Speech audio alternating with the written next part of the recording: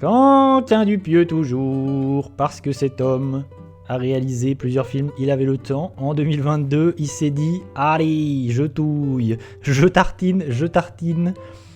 Ah oui, mais il faut que je retrouve aussi l'affiche. L'affiche, attendez. Il faut mettre l'affiche. Ah oui, il va falloir que je scrolle. Où est-ce qu'elle est, l'affiche de Fumer fait tousser? Où est-ce qu'elle est? Il faut que je retrouve... Je l'ai passé peut-être. Wakanda. Où es-tu? Ah là voilà. This is it. C'est bon, j'ai trouvé. Encore un casting, c'est quelque chose. Hein. Vincent Lacoste, Gilles Lelouch, Anaïs de Moustier. Attention, Jean-Pascal Zadi.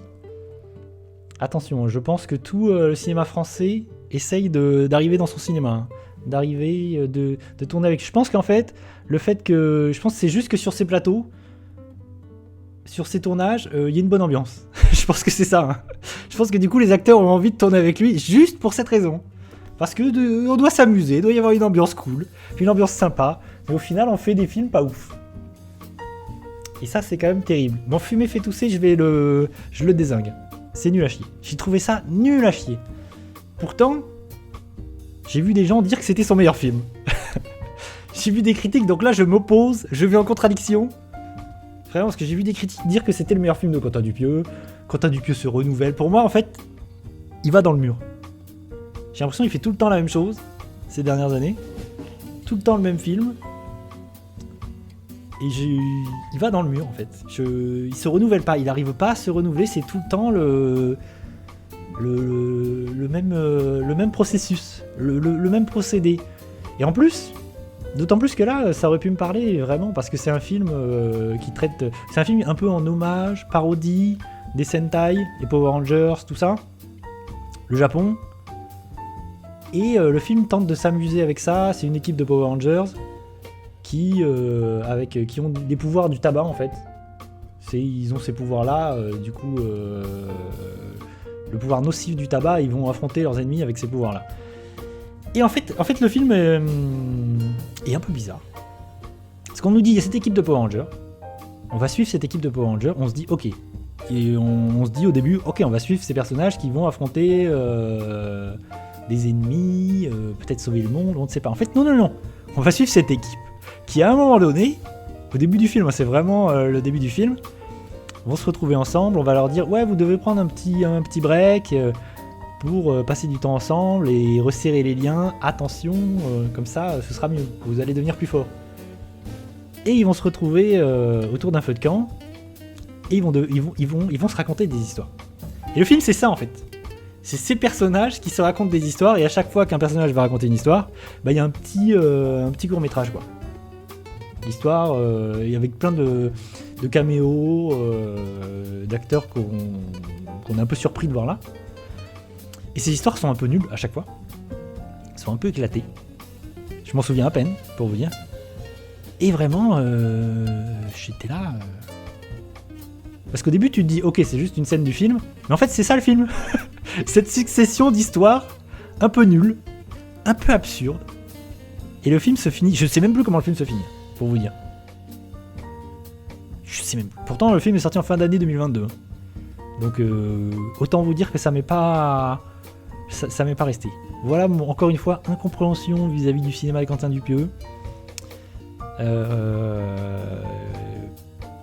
Voilà, j'ai pas grand chose d'autre à dire que vraiment, j'ai pas du tout adhéré, j'ai pas du tout aimé le film, mais par contre, c'est court. Hein. Je crois que ça fait 1h15 vraiment. Au moins. Il a le bon goût de faire ça, de faire pas très long, donc au moins tu perds pas trop de temps et tu vois pas tellement le temps passer. Mais j'ai l'impression que plus ça va, moins son cinéma m'intéresse, moins je suis positif. C'est sûr que l'année prochaine, c'est sûr que cette année en 2023 il va sortir un film par exemple, peut-être même 2. J'irai peut-être, voilà. Mais peut-être que Fumer fait tousser me fait me dire que non. Parce que vraiment, je l'ai pas du tout aimé. La suite. Ah, je vois la suite. Je vois qu'on est sur du film d'animation. Attention. On est sur les films d'animation. Je l'ai tier listé, ouais, je l'ai mis. Je l'ai mis dans Nul à chier. La juste place. Là, c'est la juste note. Et je me rends compte que la catégorie Nul à chier ne fait qu'enfler. Et ça, c'est problématique. Est-ce que c'est moi qui ai la dent dure, ou est-ce qu'on a eu beaucoup de films horribles? C'est terrible. Hein. Je l'ai pas dit, mais à aucun moment je rigole devant le film. Hein. C'est une comédie. Hein. À aucun moment je m'amuse, je rigole. Et c'est quand même problématique quand t'es censé être une comédie amusante. Au moins tant soit peu, tu vois, au moins un petit peu. Et c'est peut-être juste que c'est pas mon humour, peut-être. C'est pas impossible. C'est une possibilité. Buzz l'éclair. C'est intéressant. Buzz l'éclair, c'est très intéressant. Où est-ce qu'il est l'affiche de Buzz l'éclair? Je recherche, je remonte dans le temps. Buzz l'éclair sorti cet été. Et il est là. Buzz l'éclair. C'est intéressant, notamment parce que c'est l'un des rares Pixar ces dernières années à être sorti au cinéma. Parce que ce soit Alerte Rouge, Saul, Lucas, j'en passe et des meilleurs, ils sont tous sortis sur Disney+. Ils ont été sacrifiés sur l'autel de Disney+, et ça, moi, personnellement, ça m'énerve. Pixar, c'est quand même des films extraordinaires, c'est quand même des chefs-d'œuvre, et que ces films soient sacrifiés vraiment pour remplir le catalogue Disney+, ça me fout les boules, surtout que j'aurais aimé voir Alerte Rouge au cinéma, Lucas au cinéma, j'aurais préféré voir ça au cinéma. Malheureusement, c'est Buzz l'éclair qu'on a vu au cinéma, et c'est de loin le moins bien, c'est ça qui est terrible. Après, pour le coup, c'est un vrai film de cinéma, il y a vraiment des choses spectaculaires et visuellement assez dingues dans Buzz l'éclair. Buzz l'éclair, où est-ce que je sais pas trop où je vais le mettre, Buzz l'éclair, en vrai. Je vais le mettre dans Cool. Buzz l'éclair, je le mets dans Cool. Je sais pas si ça va correspondre à ce que je vais dire, parce que je vais peut-être pas être si positif vis-à-vis du film. Parce que je trouve ça beaucoup moins bien que un Lucas ou un Alerte Rouge. Buzz l'éclair, déjà, c'est un spin-off de la saga Toy Story. Et déjà, c'est un projet bizarre. Buzz l'éclair, c'est quand même un projet hyper chelou. Parce que, et je me souviens, moi, quand le film a été annoncé, c'était compliqué de comprendre qu'est-ce que c'était. Est-ce que c'était une suite à Toy Story? Qu'est-ce que c'est? Le film, en fait, le projet de Buzz l'éclair, le film, c'est le film qu'on a vu au cinéma là. C'est le film que... Comment il s'appelle le personnage dans Toy Story? L'enfant dans Toy Story, comment il s'appelle? Donald Renew. Mince, j'ai oublié. Attendez. Comment il s'appelle déjà? Flûte. Faut que je cherche sur internet. J'ai l'air bête. La culture. Comment il s'appelle déjà? Toy Story... je vais jamais le retrouver de moi-même, c'est terrible ça. Cherchons. Toy Story. Toy Story. 95. Hein. Mine de rien, Toy Story c'est 95. Casting de Toy Story. Buzz l'éclair, Monsieur Patate. Andy. Putain, c'est Andy. C'est ça, on est d'accord. Hein. Je dis pas de bêtises. Oui, c'est ça, c'est Andy. Voilà. Bon bref, je reprends mon propos. Je me suis perdu. Du coup, Buzz l'éclair, le film que nous, on va voir, c'est le film que Andy est supposé avoir vu quand il était enfant dans Toy Story. Dans le lore de Toy Story. C'est-à-dire que ce film Buzz l'éclair qu'on va voir nous, c'est le film qui a créé... c'est le film dont est tiré le jouet Toy Story qui se retrouve, dans les films Toy Story. C'est compliqué. À expliquer, je sens que c'est le bordel. C'est déjà... ça n'a plus aucun sens. Est-ce que vous m'avez compris? Je suis pas sûr. Du coup, ce film est un peu chelou parce que c'est censé être un film de science-fiction, d'aventure, machin, sorti dans les années 90, que Andy aurait pu voir, et qui du coup, il est fan du film, il achète le jouet, Buzz l'éclair, machin. Ce qui veut dire que le personnage de Buzz l'éclair dans ce film, c'est pas le même. C'est pas Buzz l'éclair le jouet. C'est Buzz l'éclair, le personnage du film. C'est un autre personnage. C'est le personnage humain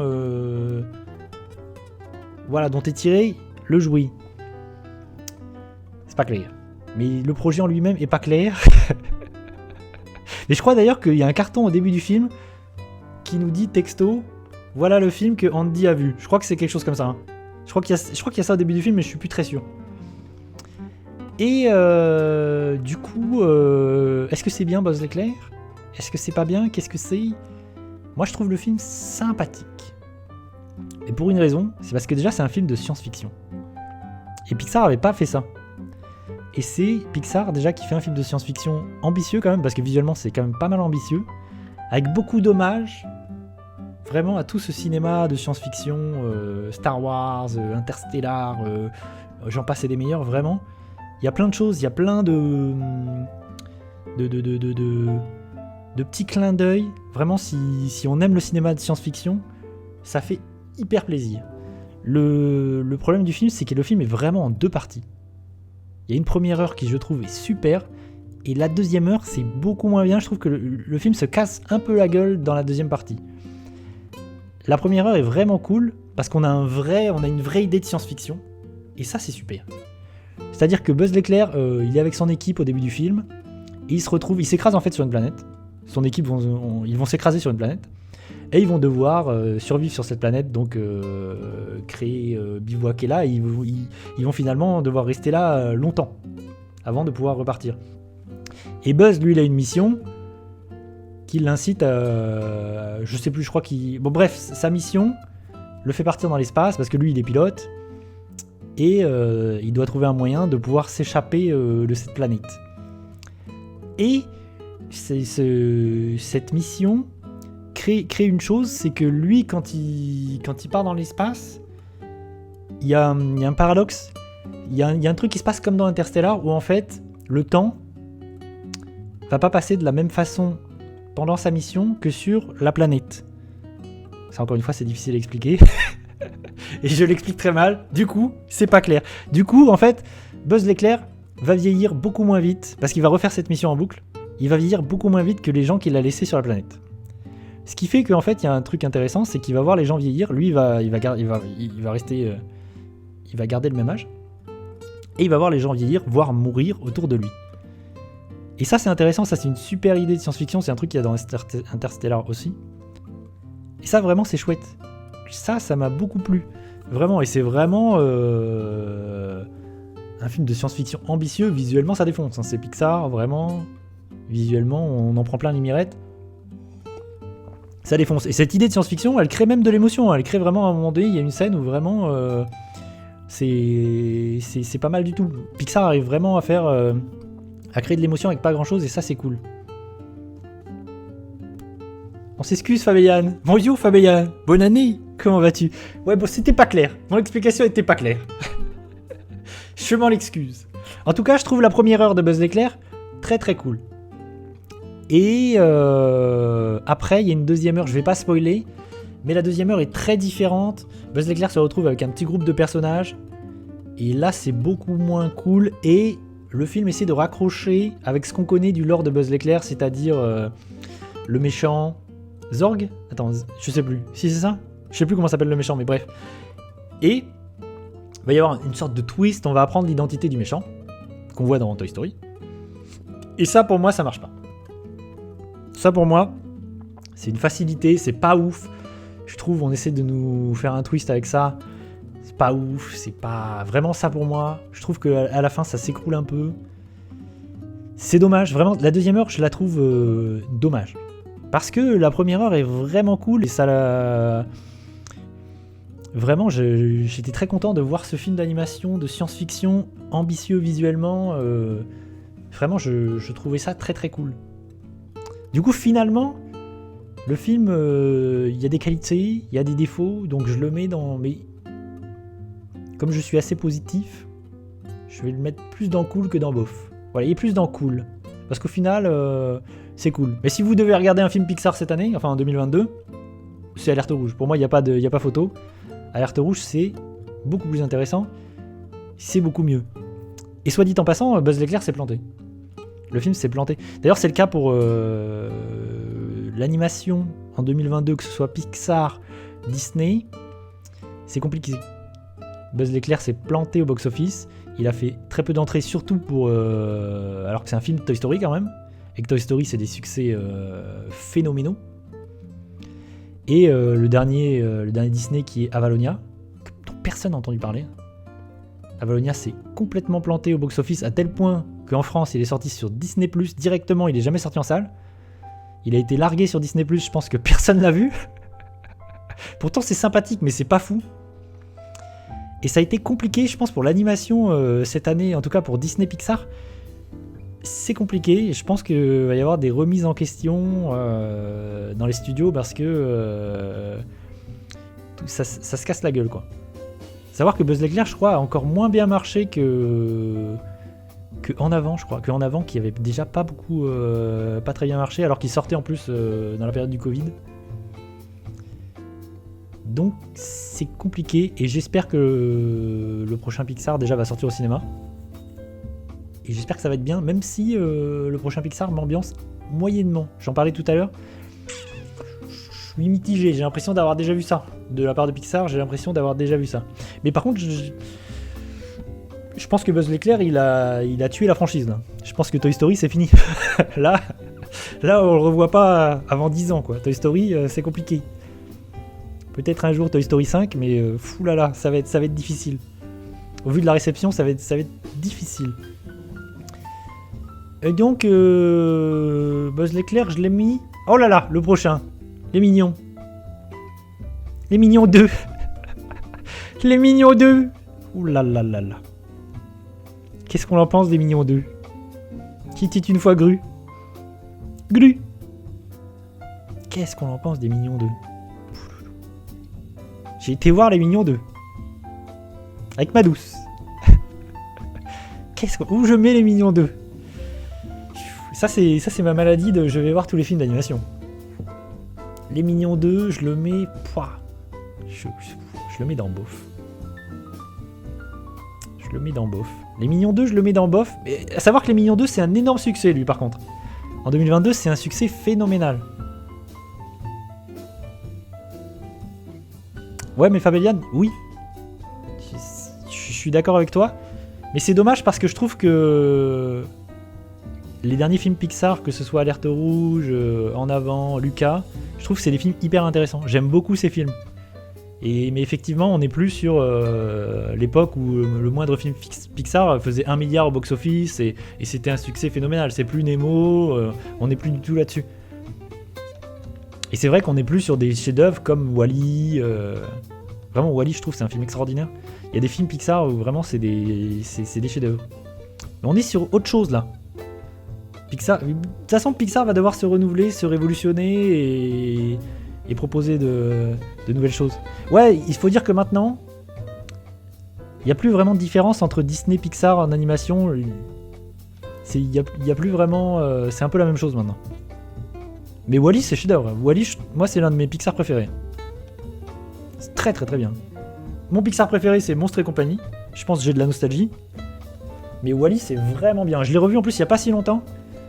La première heure, vraiment le début de Wall-E, c'est extraordinaire. Il y a une époque où vraiment Pixar, ils étaient capables de faire des choses, mais incroyables, quoi. Le début, genre les 20 premières minutes de Wall-E, c'est un film muet. C'est un film où il n'y a pas de dialogue. Genre, ils sont capables de faire ça, quoi. Film d'animation, pour tout public, pour toute la famille. Ils te font un film muet pendant, je sais plus, c'est peut-être même 30 minutes, où juste on est là avec un robot, et il n'y a pas de dialogue. Ça, c'est une folie. Hein. C'est vraiment, Wall-E, à ce niveau-là, c'est fou. Et le début est super. Le personnage est super. Vraiment, Wall-E, c'est très bien. Et je parle même pas de là-haut. J'aime beaucoup là-haut, mais le problème de là-haut, c'est que les 10 premières minutes sont extraordinaires. Et le reste est jamais aussi bien. Donc c'est ça le problème. C'est que là-haut, c'est fantastique parce que les 10 premières minutes sont fantastiques. Et après, c'est beaucoup moins bien. Mais il n'empêche que ces premières minutes sont... ça ferait un court-métrage, c'est un chef-d'œuvre. C'est fantastique. À cette époque-là, chaque Pixar était une pépite, quoi. C'était incroyable.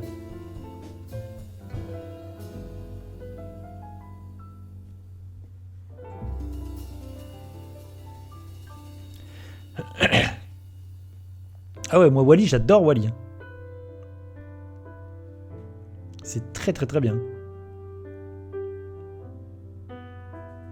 Si, je pense revois-le. Moi je l'ai revu il y a pas si longtemps, j'ai adoré. La fin est intéressante en plus. Vraiment le film a un propos, le film a des choses à dire. Et les deux personnages... Franchement le film arrive à nous rendre... à nous créer de l'empathie vis-à-vis d'un petit robot nul. Vraiment ces personnages sont hyper expressifs, sont hyper humains, alors que c'est juste des robots. Et ça fonctionne à 1000%. Mais ils sont partis sur autre chose là ces dernières années. Et sur des films qui sont plus sur la famille. On traite de la famille, des enjeux, des relations mère-fille, père-fille. C'est beaucoup ça dans les derniers films. Et c'est hyper intéressant, moi j'aime beaucoup ça. Mais on est moins sur mettre des émotions et des sentiments sur tout et n'importe quoi. Parce que il y a des films, c'est... les précédents... 10 ans de Pixar, c'est des jouets avec des émotions, des monstres avec des émotions, des émotions avec des émotions, et en veux-tu en voilà quoi. C'est que ça les films Pixar de ces 10 ans quoi. Des robots qui ont des émotions, j'en passe, c'est des meilleurs quoi. C'est dingo. Jusqu'à vice versa où vraiment c'est les émotions qui ont des émotions. Là on est sur un truc, c'est dingo. Ouais, Mille et une pattes. Mais Mille et une pattes c'est très bien aussi. Il y a Fourmise. C'est rigolo parce que DreamWorks avait sorti Fourmise. Et Fourmise, c'est un film chelou. C'est un film qui m'a marqué, Fourmise. Parce qu'au Futuroscope, à l'époque, il y avait une attraction Fourmise. Je me souviens. Et du coup, ça m'a marqué. Et du coup, le Fourmise m'a plus marqué que Mille et une pattes. Mais Mille et une pattes, ouais, ça fait partie de ces Pixar où faudrait que je le revoie parce que j'ai un peu oublié le film. Du coup, voilà. Mais je pense que Pixar va avoir besoin de se renouveler. Et j'ai l'impression que le moment où tous les films Pixar étaient des succès phénoménaux, c'est fini. Ça, je pense que c'est fini. Mais Disney, c'est compliqué aussi hein, pour Disney, là. Disney Animation, c'est très très compliqué. Les Mignons 2. Ah voilà, c'est ça. Parce que Illumination, là où Disney et Pixar, bon, ils galèrent. Au niveau box-office, Les Mignons 2, c'est un succès incroyable. C'est l'un des plus gros succès de 2022. C'était le cas des Mignons 1 et de Moi Moche et Méchant. Parce que c'est un spin-off de Moi Moche et Méchant. Savoir que c'est le studio Illumination et c'est les mecs qui vont faire Mario. Super Mario, qui moi m'ambiance. Vraiment, j'ai très très hâte de voir ce film. Ça a l'air très très bien. Et ça va être je pense que là, déjà, Les Mignons, c'est un carton pour eux. Ils ont Mario. je pense qu'ils vont être dans la stratosphère. Parce que Mario, je mets ma main à couper que ça va être un succès phénoménal. Et Les Mignons 2, Les Mignons 2, c'est bof, quoi. C'est bof. Déjà, le premier... Déjà, je suis pas très fan de la saga Moi Moche et Méchant. Je trouve pas ça extraordinaire. Vraiment, pour moi, c'est... pas ouf. En plus, Les Mignons, c'est les lapins crétins. Pour moi, c'est les mêmes persos, c'est la même chose. Les Mignons, c'est les lapins crétins. J'ai l'impression que... Je sais pas lequel était là en premier, mais je pense qu'ils ont tout piqué au lapin crétin. Je ne dis que ça. Et le problème de cette saga des Mignons, c'est que c'est un spin-off centré sur ces personnages jaunes là, mais qu'en fait c'est pas le cas. C'est jamais un film sur eux. Parce que par exemple là, Les Mignons 2 en fait c'est un préquel à Glu. Je sais jamais comment le dire. À Gru. En fait c'est une préquelle. Le personnage principal c'est Gru jeune. C'est pas du tout Les Mignons 2, c'est ça le problème. Ça crée pour moi il y a un problème à ce niveau-là. C'est le cas aussi du premier. Hein. Le premier avait une idée intéressante, c'est de nous expliquer d'où viennent ces personnages. Et en fait, les 10 premières minutes des Mignons, le premier, ça aurait dû être ça en fait, tout le film, parce que le prologue des Mignons 1, c'est on voit ces personnages à travers le temps. C'est-à-dire de la préhistoire, dans l'histoire en fait. On les voit, parce qu'en fait c'est des personnages qui cherchent leur roi et en fait qui cherchent leur chef, et leur chef, il faut que ce soit un grand méchant. Il faut que ce soit un tyran, il faut que ce soit quelqu'un de méchant, il faut que ce soit quelqu'un Voilà, un méchant historique, quoi. Un méchant badass. Et parce que eux, c'est des petits larbins, c'est des esclaves des méchants. Et dans le premier, on les voit à travers le temps, mais ça dure 10 minutes. Et en fait, c'était ça qui était intéressant. C'était de les voir évoluer à travers le temps et rencontrer des grands méchants historiques. Et en fait, c'est pas du tout ça. Que ce soit dans le premier ou dans le 2, c'est pas du tout ça. Et d'ailleurs, les deux films sont un peu semblables. C'est un peu la même chose. Donc du coup, dans ce 2, il était une fois Gru. C'est la préquelle du personnage principal. Bah, c'est un peu ça, d'ailleurs, ça aurait dû être ça le film. Attention, tu vas te faire... Attention, faut pas dire ça sur Twitch. Attention. Tazune, tu vas nous faire ban. Et voilà, du coup, Mignon 2, c'est sympathique. Mais en vrai, c'est pas... Le truc, c'est que c'est pas nul, hein. Vraiment, ça se laisse voir. Le film a été un énorme succès. Je pense pour les enfants, je peux comprendre vraiment que les enfants aient kiffé. Je me souviens, j'étais dans une salle, il y avait beaucoup d'enfants, les enfants ont kiffé. Les enfants vraiment ont kiffé. Mais c'est vraiment un film inoffensif, sans grandes ambitions, qui essaie d'être rigolo. C'est parfois rigolo, effectivement. Mais ça vole pas très haut. Donc c'est dans bof, et ça va rester dans bof, surtout au vu des autres films d'animation sortis cette année. Mais on peut être sûr qu'on aura un Mignon 3, c'est des succès énormes, donc c'est une certitude qu'il va y avoir des suites. Et que je pense que Illumination a un avenir radieux, parce qu'entre ça et maintenant ils sont à coquiner avec Nintendo. Franchement, je les vois bien sortir d'autres licences Nintendo. Si Nintendo leur fait confiance, bah c'est parti quoi. Je pense que ça va être. Je pense qu'on est à deux doigts d'avoir un univers partagé Nintendo en animation au cinéma et que ça va être fou. Et moi, je veux voir ça. Je veux mon film Yoshi, mon film Zelda, mon film Pikmin, ce que tu veux. Je veux tout. J'en veux. La suite. Prochain film de cette liste, de cette tier list, qui est... qu'est-ce que c'est ? Attention, le suspense est insoutenable. Ah, Elvis. Elvis, c'était bien. Elvis de Baz Luhrmann. Elvis, c'était très très bien. Ah bah voilà, enfin un film qui va monter haut. Elvis, j'ai adoré. J'ai adoré le film. Vraiment, c'était fantastique. Elvis, ça fait partie de mes meilleures expériences au cinéma en 2022. Je l'ai mis vraiment, ça fait partie de mes films préférés de l'année. Il n'est pas dans le top, mais vraiment, on peut le qualifier de génial. Par contre, c'est un film où on peut avoir un rejet. Déjà, c'est le cinéma de Baz Luhrmann. C'est un film de Baz Luhrmann. Gatsby. Je crois que son dernier film, c'est Gatsby, avec DiCaprio. Et c'est le réalisateur, notamment, de Moulin Rouge. Si je ne m'abuse. Peut-être. Attendez. Je vais vérifier quand même. Dans le doute. On va être sur une idée de vérification. Je vais checker. Allô. Elvis, Baz Luhrmann. Tap. Que je dise pas trop de bêtises quand même. Parce que des fois, je me rends compte que je dis des bêtises. Et personne ne me corrige, mais... mais il m'arrive de dire des bêtises. Ouais, c'est ça, c'est Moulin Rouge. Oui, c'est Moulin Rouge. C'est le réalisateur de Moulin Rouge. Donc, si vous avez vu Moulin Rouge, voilà. C'est du cinéma un peu taré, quoi. C'est-à-dire que c'est épileptique. C'est vraiment... Ça va à 1000 à l'heure, quoi. Ça va dans tous les sens. C'est un mec, il met tous les potards à fond. Ça va sur un rythme soutenu. Il faut voir que le film, là, il dure 3 heures, presque. Et le rythme est hallucinant. Ça ne s'arrête jamais. Le film, il va à 1000 à l'heure. Moi, j'étais là, mais waouh! Qu'est-ce qui se passe? Baz, qu'est-ce que t'as mangé?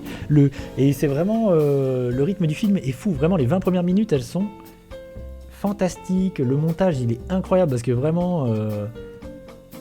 le montage, je pense, ça a dû être un truc de fou parce que il y a énormément de choses dans le film et ça va à 1000 à l'heure.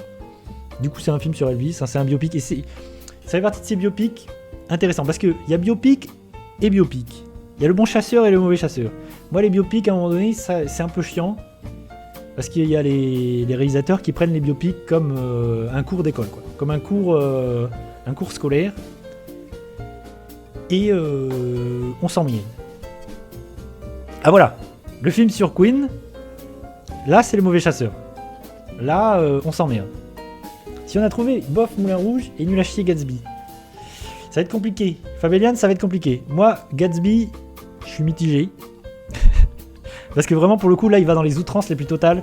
Je trouve que dans Gatsby, il va dans des trucs compliqués. Moulin Rouge, moi j'aime beaucoup Moulin Rouge. Mais si t'aimes pas Moulin Rouge, Elvis, ça va être compliqué. Je pense qu'il y a des gens qui ont vraiment un rejet vis-à-vis de son cinéma. Parce que vraiment, il en envoie plein la gueule et il va dans toutes les... Il hésite pas, quoi. Il va vraiment à fond. Et qu'est-ce que je disais du coup ? Et ce qui est intéressant, c'est que on est sur un biopic qui est réalisé par un réalisateur et il y a du cinéma, quoi. Il y a de la mise en scène. C'est vraiment, il y a un parti pris, il y a un angle, il y a une vision. C'est-à-dire que c'est pas, il va pas nous raconter la vie de Elvis et basta. C'est un cours d'histoire, c'est un cours. Non, c'est pas ça. Il fait du cinéma. Il iconise son personnage. Vraiment le Elvis, il le filme comme si c'était un super-héros, quoi. C'est vraiment... t'as l'impression que c'est un surhomme. Il est filmé comme si c'était un surhomme, qu'il avait une aura, un charisme magique, et que c'était... Il y a une scène au début. Vraiment, le début du film, il est extraordinaire. Il y a une scène, la première fois où il arrive sur scène, il est filmé comme si c'était une entité. Il était surhumain. Et d'un coup, quand il commence à chanter et à danser, t'as tout le public féminin qui rentre en transe, qui jouit littéralement. T'as les femmes du public qui ont des orgasmes. C'est fou. Cette scène, elle est dingo. Et vraiment... Mais il y a du cinéma, c'est ça qui m'a plu dans le film, c'est qu'il y a du cinéma, quoi. Il y a de la mise en scène, et moi ça m'embarque, vraiment le film il t'embarque dans une folie musicale, la musique elle est hyper bien, vraiment il y a des scènes qui sont hyper bien dans le film, ça n'arrête jamais, et c'est vraiment une expérience, par contre c'était un film vraiment à voir au cinéma. Et on voit pas le temps passer, vraiment le film dure presque 3 heures, j'ai pas vu le temps passer, mais par contre le film peut être épuisant. Si on n'aime pas ce cinéma-là, si on n'aime pas la mise en scène de Baz Luhrmann, ça peut être un peu épuisant, un peu fatigant, et ça peut... je pense qu'on peut être largué, je pense que ça passe ou ça casse, quoi. Son cinéma, ça passe ou ça casse. C'est vrai qu'il a fait Australia aussi. Australia, c'était bif bof. J'ai vu Australia au cinéma à l'époque, je pense que c'est son pire film, pour le coup. Mais là, Fabellian, là, pour le coup, je pense qu'Elvis, c'est son meilleur film. Je trouve qu'Elvis, c'est son meilleur film. Vraiment, c'est de loin ce que j'ai vu de mieux de la part de Baz Luhrmann. J'ai pas parlé de Austin Butler, l'acteur qui joue... Australia, c'est pas bien. Là, plus j'y pense, plus Australia, c'est pas bien. Mais Austin Butler, il faut quand même dire que Austin Butler, il est fantastique. Vraiment, il arrive à incarner Elvis, qui était quand même un projet absurde. Il arrive, vraiment, t'as l'impression qu'il est investi. T'as l'impression qu'il faut l'exorciser, quoi. Vraiment, il est investi du personnage. Il dégage un charisme de malade. La mise en scène, en plus, nous fait ressentir que vraiment, il a un charisme incroyable. Vraiment, l'acteur, il est fantastique. Je le trouve... Donnez-lui un Oscar. Hein. Je lui donne un Oscar direct. Il est génial.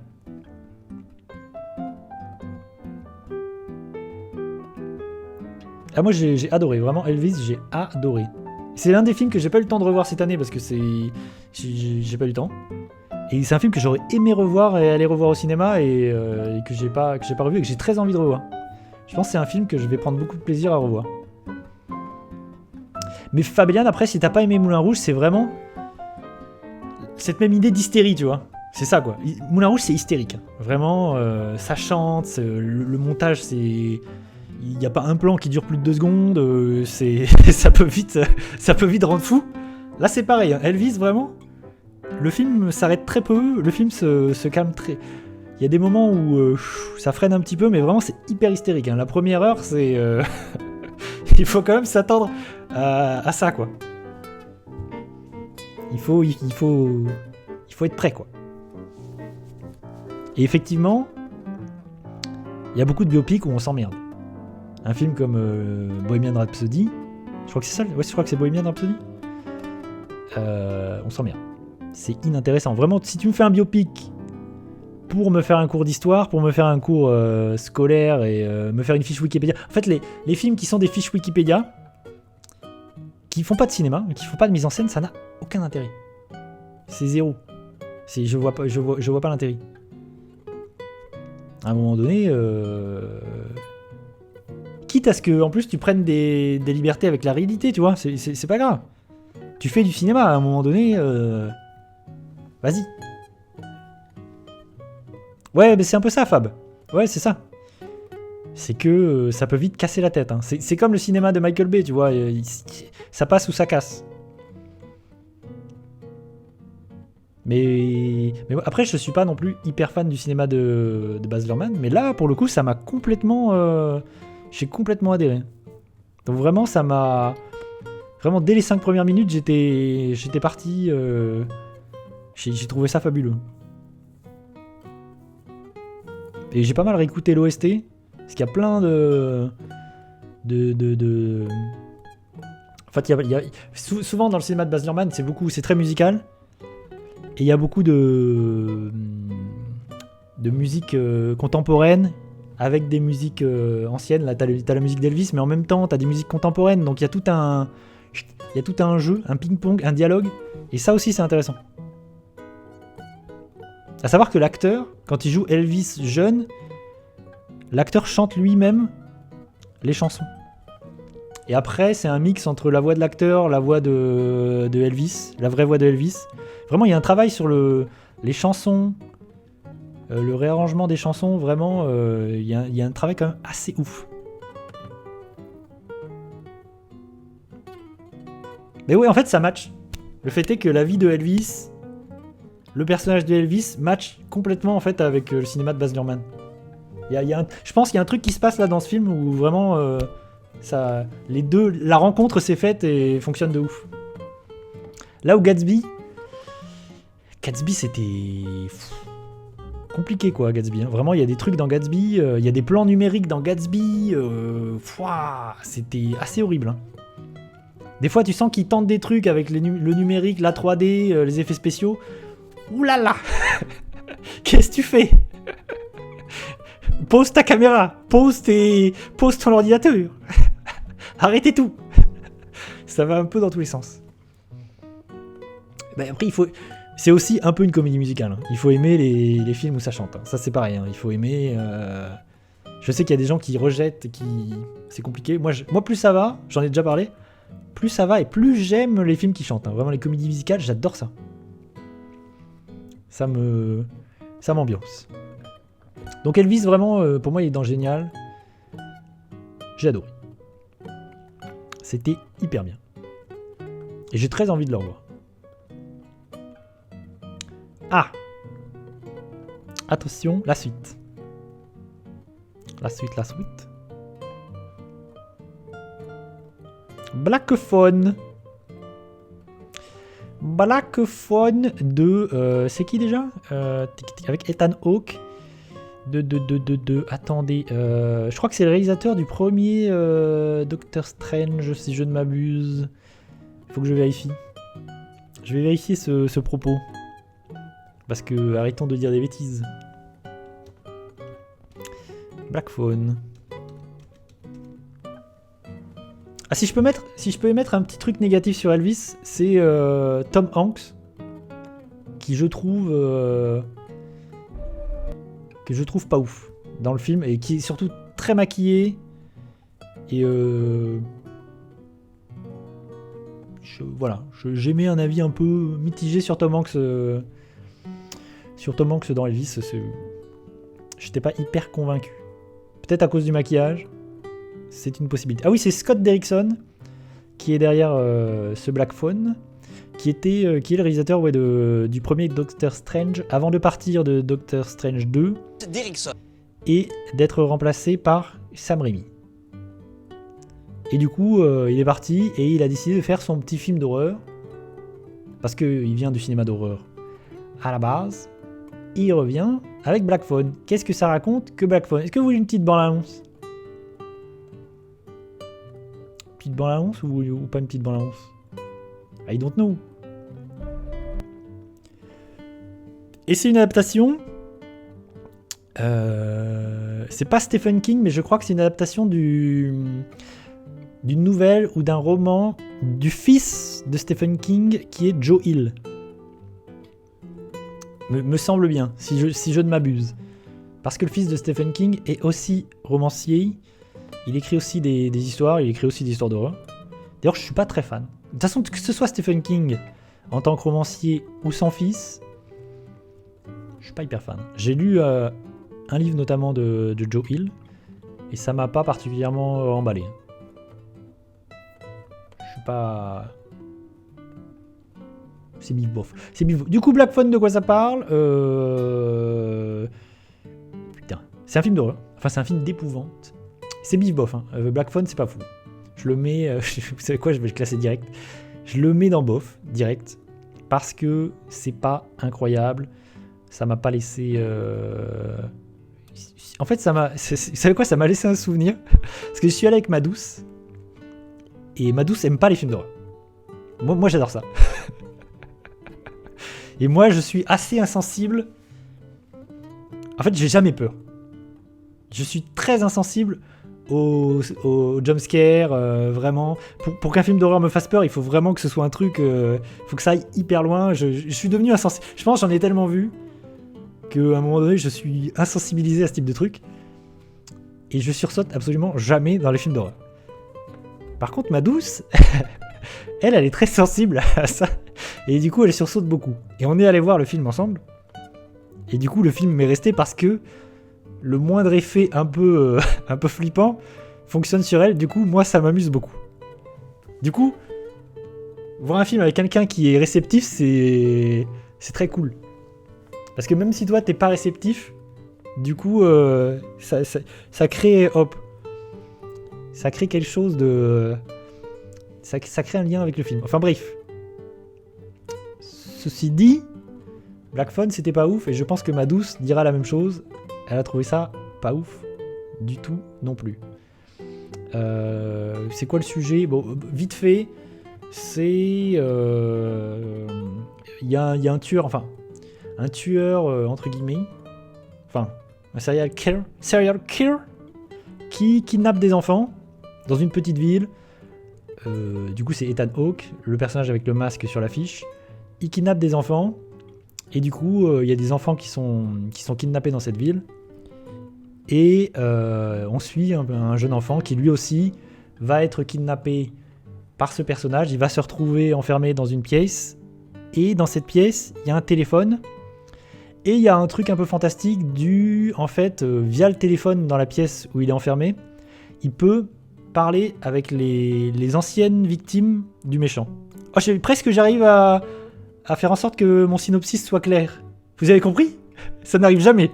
J'ai l'impression qu'à chaque fois que j'essaie de raconter un film ou de raconter un synopsis par moi-même, c'est jamais limpide. C'est toujours infernal. J'ai l'impression que je suis pire pour raconter et résumer des histoires.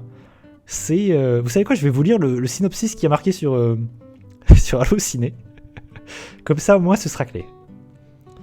Finney, un adolescent de 13 ans timide mais intelligent, est enlevé par un tueur sadique qui l'enferme dans un sous-sol insonorisé où s'époumoner n'est pas d'une grande utilité. Quand un téléphone accroché au mur, pourtant hors d'usage, se met à sonner, Finney va découvrir qu'il est en contact avec les voix des précédentes victimes de son ravisseur. Ils sont aussi morts que bien résolus à ce que leur triste sort ne devienne pas celui de Finney. Du coup, il y a un truc qui va se jouer, c'est qu'avec l'aide des anciennes victimes qu'il a au téléphone, il va essayer de s'échapper. Et du coup, il y a tout un aspect fantastique, fantôme, tu sais pas pourquoi ce téléphone fonctionne, tu sais pas pourquoi il a cette capacité de médium. Et voilà, c'est ça le film, c'est pas ouf. C'est pas un film d'horreur super, ça fait jamais très peur, ça va jamais très loin, c'est encore une fois un film d'horreur grand public, qui a une ambiance sympathique. Moi j'aime beaucoup Ethan Hawke, donc je suis content de le voir là, mais bon, il n'a pas non plus grand chose à faire dans le film, même s'il est quand même, il arrive à être assez charismatique et à investir le personnage du méchant de belle manière. Mais voilà, il sauve pas le film non plus, Ethan Hawke. Et c'est pas fou, hein, c'est pas très recommandé. Vous pouvez passer, même si vous aimez les films d'horreur, passez votre chemin. Ça n'a pas beaucoup d'intérêt. Il y a quelques idées pourtant, il y a quelques idées ici et là, par exemple, parce qu'il n'y a pas que ça comme aspect fantastique, il n'y a pas que le téléphone comme aspect fantastique dans le film. Il y a la petite sœur du personnage qui aussi développe des pouvoirs, mais ça c'est très peu utilisé dans le film. On voit très peu ce personnage, pourtant c'est le meilleur personnage du film, la sœur du gamin qui se fait capturer. Et c'est dommage, ça aurait pu être beaucoup mieux, ça aurait pu être sympa. Mais au final c'est très décevant. C'est vraiment pas ouf. Donc je l'ai mis dans bof. Voilà. Black Phone, ici dans bof. Sur ce, petite pause.